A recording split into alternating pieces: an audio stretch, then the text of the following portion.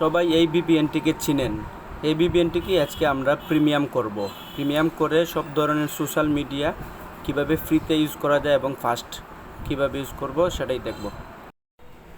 বাংলাদেশের লোকেশন এবং এই অ্যাপ্লিকেশনটি ব্যবহার করে আপনারা কিভাবে ফেসবুক, ইউটিউব সব ধরনের অ্যাপস ইউজ করতে পারবেন। কোনো ধরনের ঝামেলা ছাড়া ফেসবুক ব্যান্ড হবে না, এটা 100% গ্যারান্টি। যেহেতু এই ভিপিএন দিয়ে আপনার বাংলাদেশে কানেক্ট করতে পারছেন, সেহেতু কোনো প্রবলেম হবে না আশা করি ইনশাআল্লাহ। প্রথমে ভিপিএনটি আমরা কানেক্ট করে নেব, ওপেন করে কানেক্ট করে নেব। নর্মাল মোডে যেভাবে আমরা কানেক্ট করি এইভাবে কানেক্ট করে নেব। পরে উপরে দেখবেন 3 ডট মেনু আছে, উপরের দিকে 3 ডট মেনু ক্লিক করে পরে অ্যাডভান্সে ক্লিক করতে হবে আমাদেরকে। নিচের দিকে অ্যাডভান্স অপশন আছে, এখান থেকে ডায়াগনস্টিক যে অপশন আছে এটাতে ক্লিক করতে হবে। এখন দেখেন এখানে ক্লায়েন্ট কনফিগারেশন আইডিতে ক্লিক করতে হবে। এই আইডিটি কপি করে আমরা নিব, কপি করে আমরা ব্যাক করব।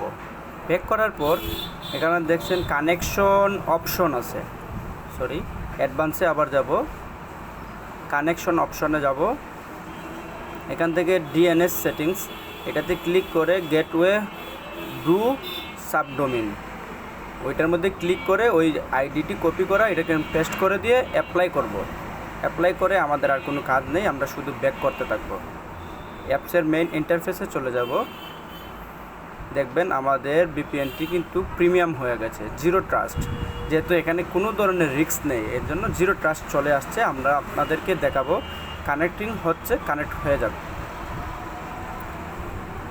কানেক্ট হয়ে গেলে আমরা এই ভিপিএনটি কোন লোকেশনে কানেকশন হয়েছে, কোন আইপিতে কানেকশন হয়েছে, এটা আপনাদেরকে দেখাবো ইনশাল্লাহ।